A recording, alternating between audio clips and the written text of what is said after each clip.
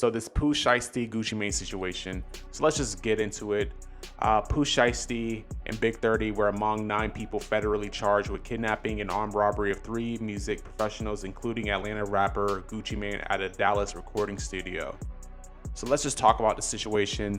There's a lot of information going around, but I have my own thoughts on this, so we can just dive in and let me know your opinion on it too. Let's just talk a little bit about the recent history of the 1017 label. So this label has been known for being a no-go label. You don't want to sign there because a lot of the artists have been dying. A lot of the artists have been just shelved and just not performing well. And this is a telling move because he's calling it quits on all his artists except for these 2, which means he trusts Pooh Shiesty and Fujiano to make him money. So Pooh Shiesty was recently released, and he released a track called FDO. Stands for First Day Out. This track was going crazy. People were listening to this track everywhere. It was all over social media.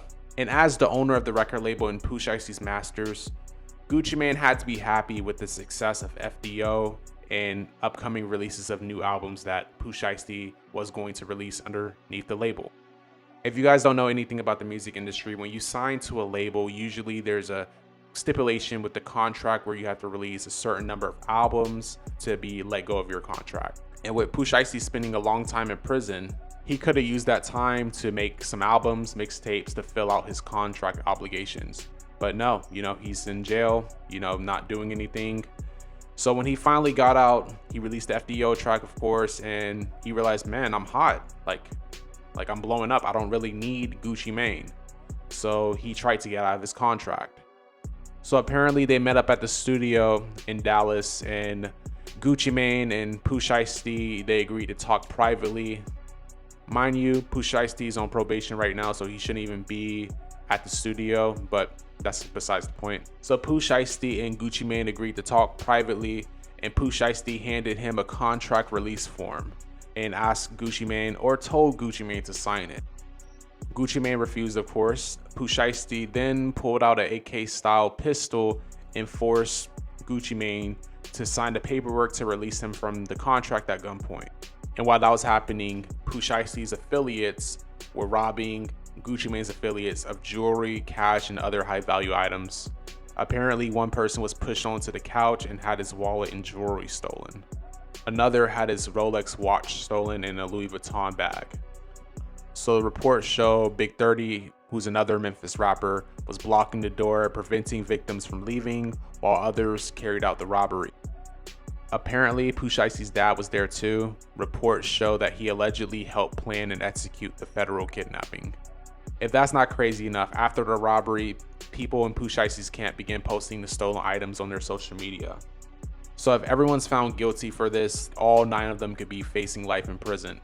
So these are some serious charges, obviously, but let's just talk about why this probably happened. In my opinion, Pooh Shiesty really benefited from the 1017 label when he was coming up, but now since he's already an established artist, he's not really feeling like 1017 is working in his favor. And obviously, when you're on the top of the world and you go to jail and you come back and you're still having the same buzz, if not more, you're gonna want to change the scenery.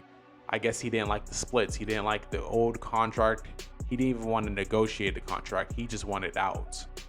And you may wonder why Pooh Shiesty thought he was gonna get away with it, but he probably didn't think that Gucci Mane was gonna go to the police. So I think the learning lesson is that there's good business and bad business.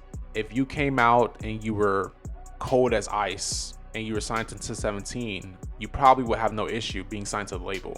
But if you came out with a large buzz, you're probably gonna say, hey, I want out of my contract. You just can't have it your way all the time. You signed a contract. There's ways to get out of your contract legally. Find out those ways. But yeah, it's not looking good for Pooh Shiesty. Guys, let me know what you think in the comments. Let me know your theory of what happened. I feel like that's exactly what happened. And yeah,